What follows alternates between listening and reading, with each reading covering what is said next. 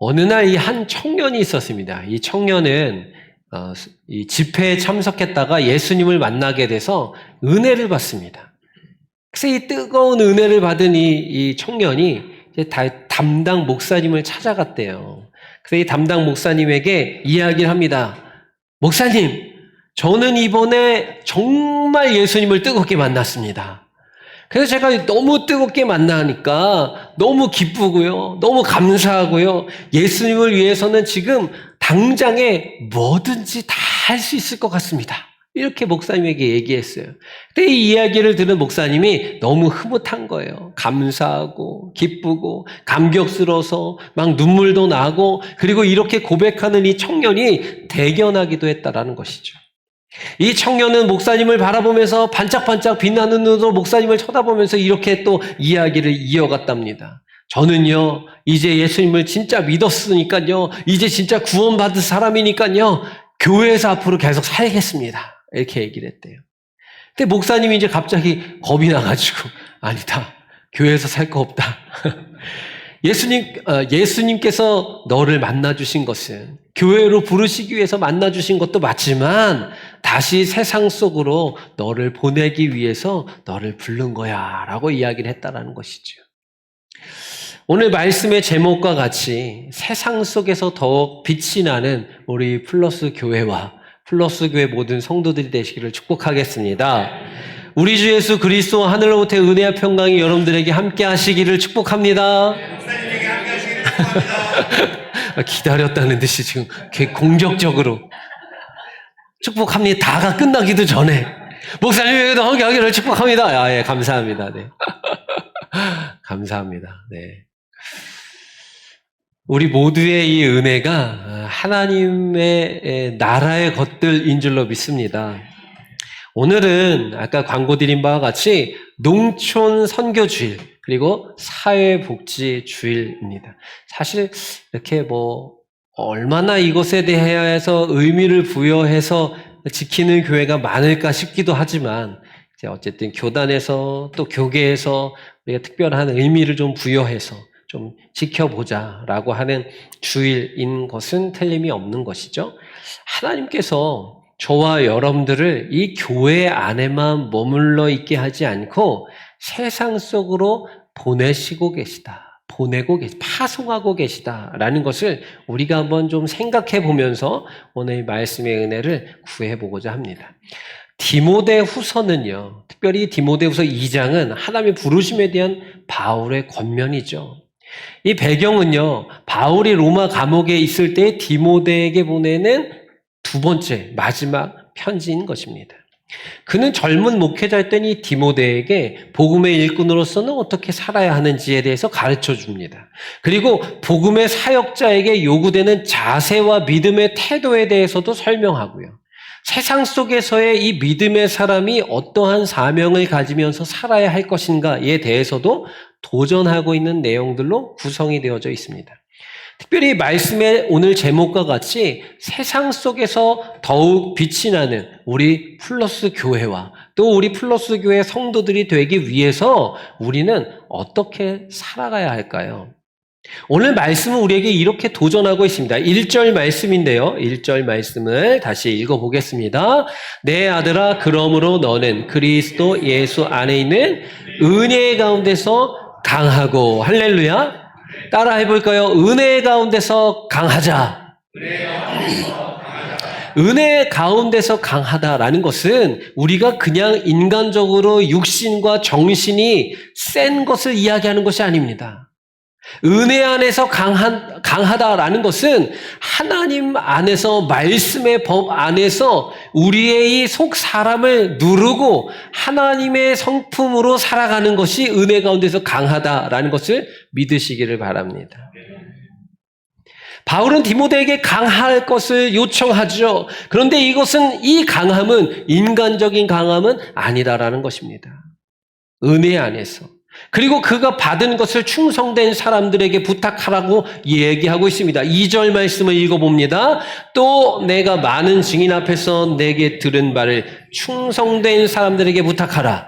그들이 또 다른 사람들을 가르칠 수 있으리라. 아멘. 여기 충성된 사람들이라는 것을 세번역 성경을 보니까 믿음직한 사람들로 번역하고 있습니다. 그러니까 충성되다라는 것은 믿음직한 사람인 것이죠. 같은 뜻이 있는 것입니다. 우리가 오늘 농촌 선교주일이라 그랬어요. 저도 농촌에서 6년, 만 5년 동안 이제 목회를 하다가 이제 오지 않았습니까? 그런데 이 농촌 목회가 모든 목양지가 사실상 다 쉽지만은 않지만 이 농촌 목회는요, 참 특이하면서 특별하면서 어렵고 힘들면서 감사하고 기쁜 것 같아요. 특별히 제가 있었던 그 사정리라는 마을은요, 이 집성촌이었습니다. 권씨들 마을이었어요. 권씨 손 들어보세요. 권영걸 집사님. 네. 권씨들 마을이었습니다. 안동 권씨신가요? 그 마을에 가시면은 대접받을 수 있습니다. 예.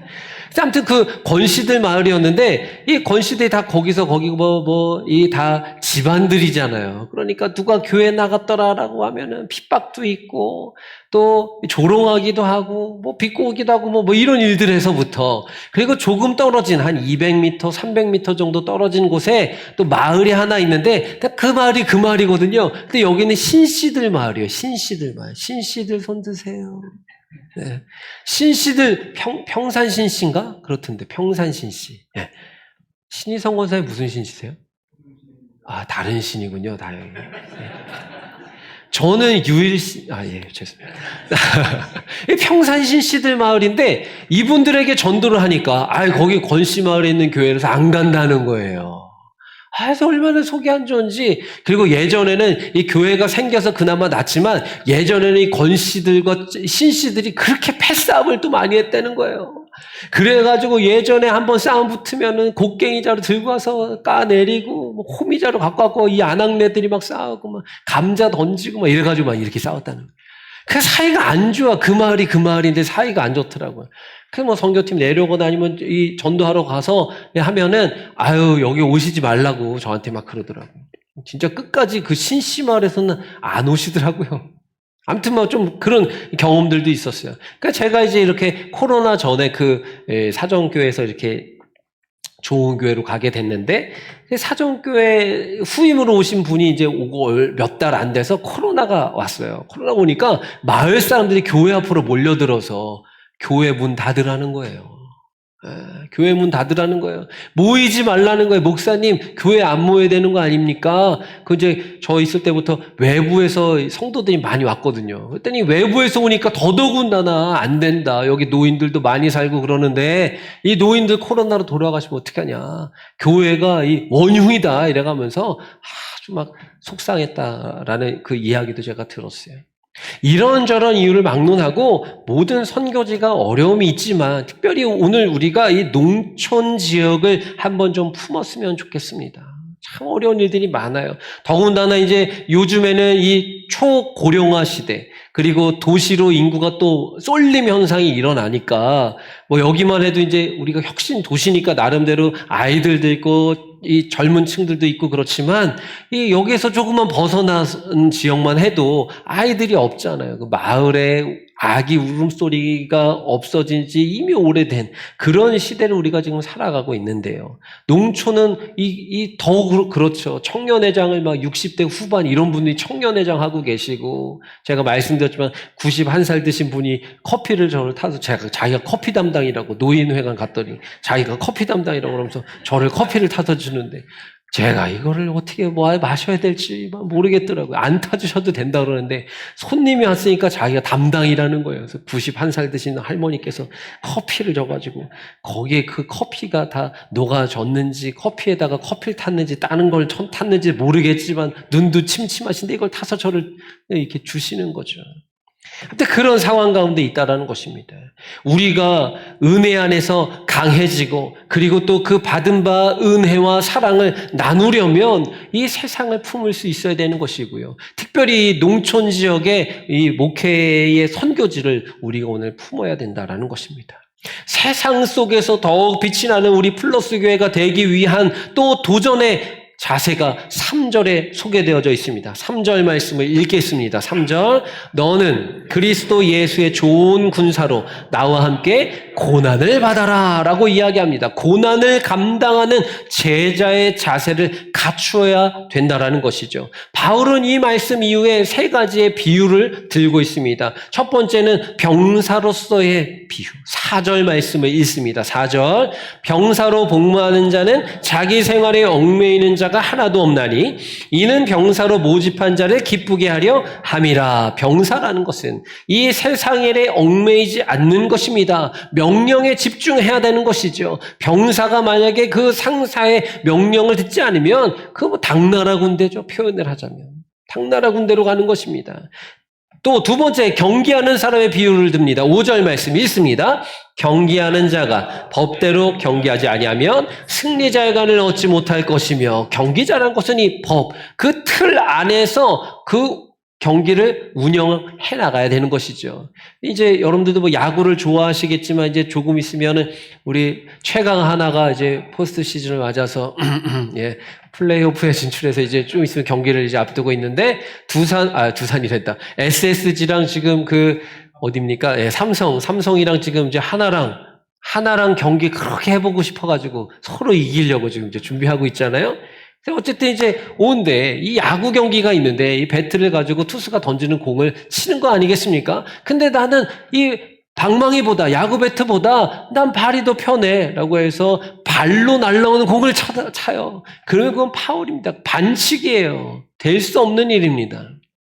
그 발도 부러지겠죠 뭐. 농구 경기가 있습니다. 이 바스켓 안에 이제 손을 던져서 넣는 것 아니겠어요? 그런데 나는 이거보다 머리가 더 편해라고 해서 공을 갖다가 머리로 넣는다. 머리로 넣어서 인정되잖아요, 참. 그죠? 농구. 예. 발로 차서 넣는다. 발은 안 되잖아요. 그죠? 예. 발은 안 되잖아요. 나는 발이 편하다. 발로 하겠다. 아니면은 나는 이 야구 배트가 편하니까 농구공을 야구 배트로 쳐서 넣겠다. 다 인정하지 않습니다. 무슨 이야기입니까? 그 경기마다 규정이라는 것이 있어요. 규율이 있습니다. 그대로 하지 않으면 점수를 낼 수 없고요. 그대로 하지 않으면 이길 수 없다라는 뜻인 것이죠. 또 세 번째로 농부에 대한 비유의 말씀은 6절입니다. 읽습니다. 수고하는 농부가 곡식을 먼저 받는 것이 마땅하다. 농부는 수고한 다음에 그 열매를 얻게 된다라는 것이죠. 농촌 선교는요, 땀과 인내의 사역이 아닐까 싶습니다. 우리의 이 믿음의 길도 땀이 또 인내가 필요하다라는 것이죠. 사회복지라는 것, 우리가 뭐 이제 사회복지 좀 우리나라 되게 잘 돼 있잖아요. 뭐 이것도 뭐 이렇게 있고 저런 제도도 있고 뭐 이런 것도 있고 참 잘 돼 있어요. 우리나라 잘 돼 있습니다. 빠른 시간 내에 잘 갖춰졌는 것이죠. 근데 그 안에서도 규칙이 존재하고 질서가 존재한다는 것입니다. 어느 정도의 그 기준을 갖추지 않았는데 그것을 누릴 수 없는 것입니다. 그 안에서 사랑을 실천하는 것이죠. 우리는요, 저와 여러분들 예수님의 좋은 군사로서 또 경기자로서 농부로서 부르심을 받았다라는 것을 기억하시고 이 세상 가운데서 더욱더 빛난 삶을 살아가야 된다라는 것이죠. 또한 우리가 세상 속에서 더욱 빛이 나는 그리스도인이 되기 위해서 복음을 위해서 우리는 모든 것을 감당할 수 있어야 되는데요. 9절에 소개되어 있는 말씀입니다. 읽습니다. 복음으로 말미암아 내가 죄인과 같이 매이는 데까지 고난을 받았으나 하나님의 말씀은 매이지 아니하리라. 할렐루야. 바울은 지금 복음을 전하다가 감옥에 갔습니다. 매도 맞았어요. 죽을 뻔한 위기를 수차례 경험했습니다. 그런데요, 자기는 지금 현재 자기의 신분은 감옥에 갇힌 죄수의 신분이긴 하지만 내가 전하지 않는다고 해서 이 복음이 매여 있는 것은 아니다라고 선언했다라는 것이죠. 택하신 자들을 위해서 우리는 모든 것을 인내하고 참을 수 있어야 된다는 것입니다. 아니, 내가 복음을 전하는 것밖에 없는데 왜 저에게 이런 시련이 옵니까? 제가 복음밖에 전한 것이 없는데 왜 저를 멸시하십니까? 왜 오히려 잘 안 되는 것입니까? 인내가 필요하다는 것이죠. 예수님께서는 사회적 약자, 소외된 계층 이들과 함께 하셨죠. 이들을 위한 사역은 때로 오해를 받기도 합니다. 고난이 뒤따르기도 해요. 조롱 섞인 그런 비아냥도 겪을 수도 있습니다. 꼭 그렇습니까? 그것만을 위해서 그런 것이 아니라 복음을 전하는 일에도 마찬가지인 것이죠. 복음을 전하는데 우리의 사회 가운데서 믿지 않는 이 가족들에게 또 우리의 이 직장 동료에게 복음을 전할 때에 우리가 오해를 받기도 하고 조롱을 비난을 당하기도 하더라라는 것입니다. 그렇지만 이 복음은 그들을 향한 하나님의 사랑을 담고 있는 것이 분명하기에 우리는 그 사랑을 온전히 전할 수 있는 통로가 되어야만 하는 것이죠.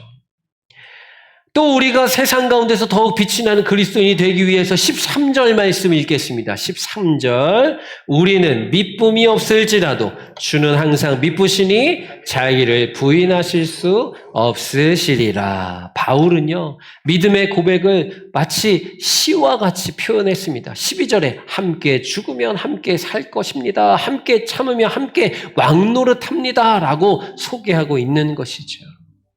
이 복음이라는 것의 힘이, 능력이 바로 이렇다라는 것입니다. 여러분, 복음의 능력을 믿으시나요? 여러분에게 있어서 복음은 어떠한 무게감으로 다가가십니까? 우리의 믿음이 흔들릴 때도 하나님은 신실하신 줄로 믿으시기 바랍니다. 진리의 말씀을 옳게 분별하라고 오늘 15절 말씀에서 우리를 권면하고 있습니다. 15절 말씀을 같이 한번 읽어보겠습니다.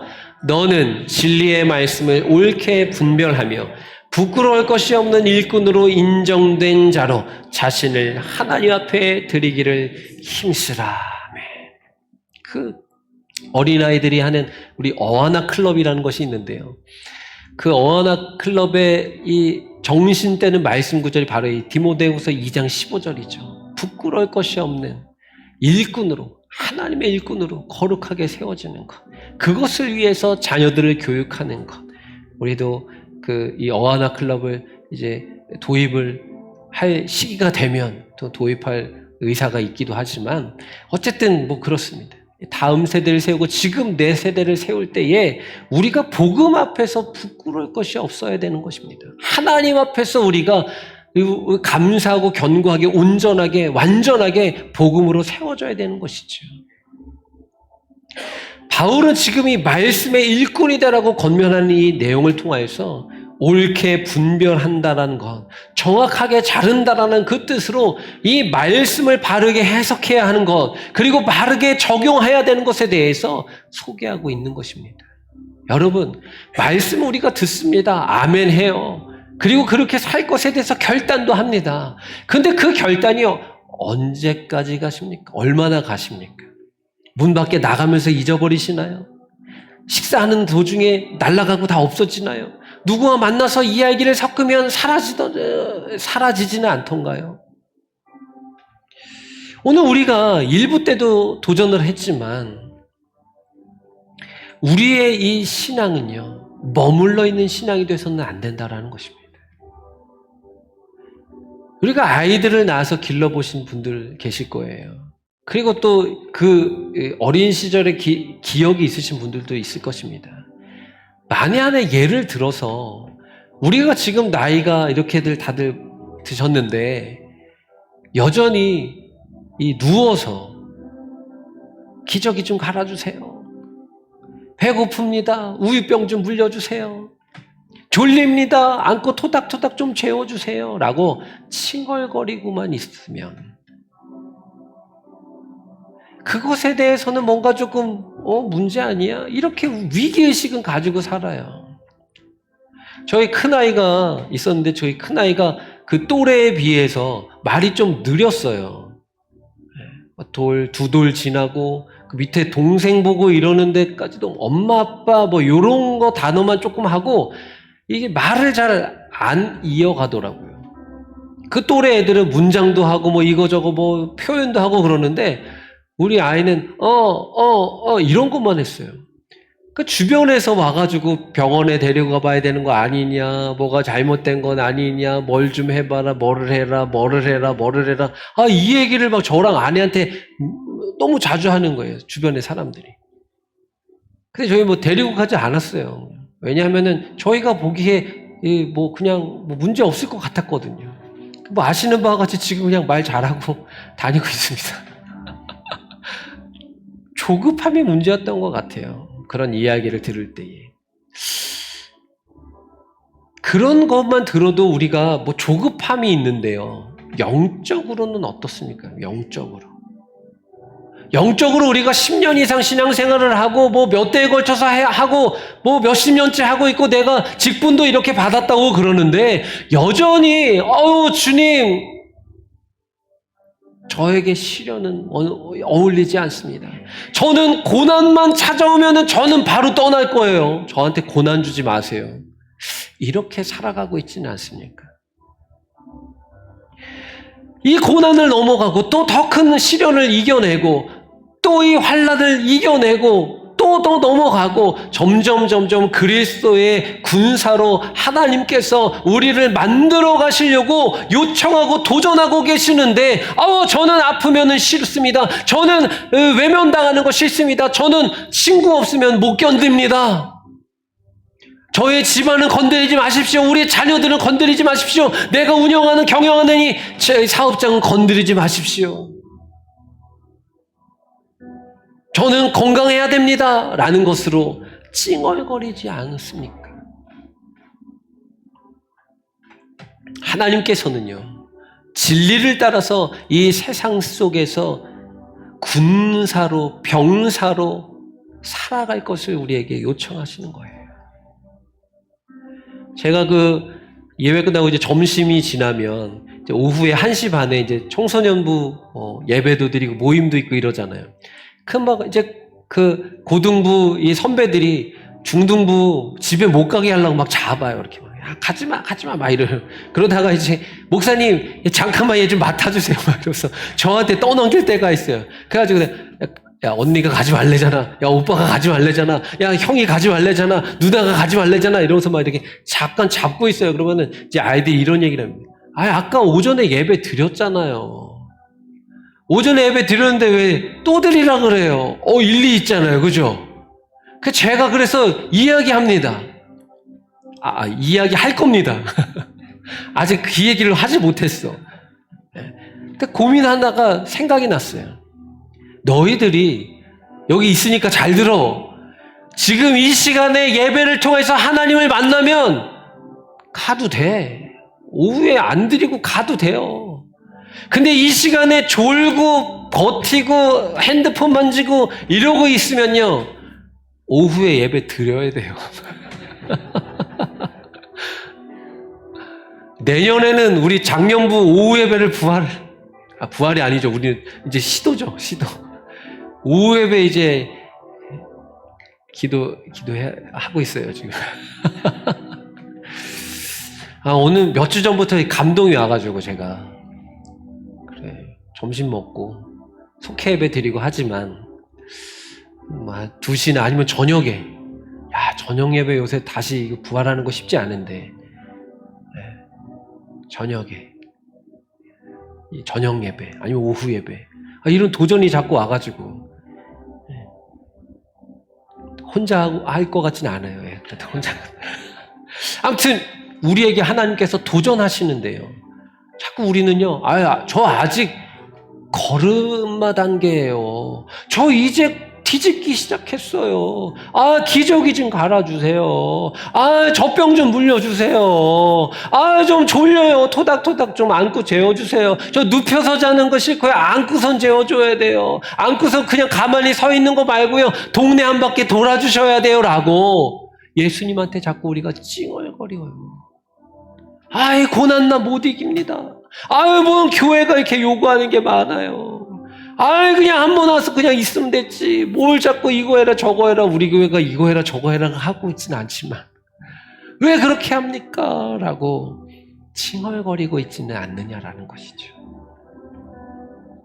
하나님께서는요, 우리를 이 교회 안에만 머물러 있게 하시지 않는 분이십니다. 저 세상 가운데 어두움에 속해서 여전히 목말라하고 여전히 죽어가고 있고 낭떠러지를 향하고 있는데도 그들의 눈이 가려져서 알지 못하는 자들을 향하여서 얘들아, 너희들이 가야만 될 것 같아. 너희들이 필요하단다. 너희들이 가서 그들에게 예수님의 사랑을 보여줘야 될 것 같아. 전해줘야 될 것 같아. 누가 나를 위해서 갈고 누가 나를 위해서 갈고라고 할 때 하나님 저희를 보내주십시오. 이게 돼야 되지 않을까요?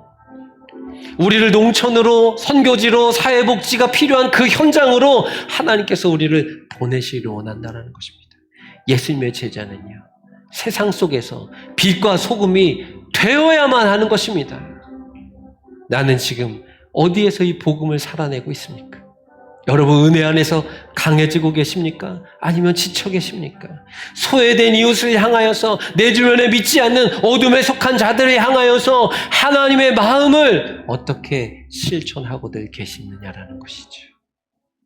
오늘 은혜 안에서 더욱더 강해지시기를, 그리고 주어진 고난을 믿음으로 감당하시고 복음을 위해서 사시기를, 신실한 하나님의 약속의 말씀을 붙잡고 진리의 말씀에 순종하면서 이 세상 속에서 더욱 빛이 나는 우리 플러스 교회의 성도로서 살아가시기를 주님의 이름으로 축복합니다.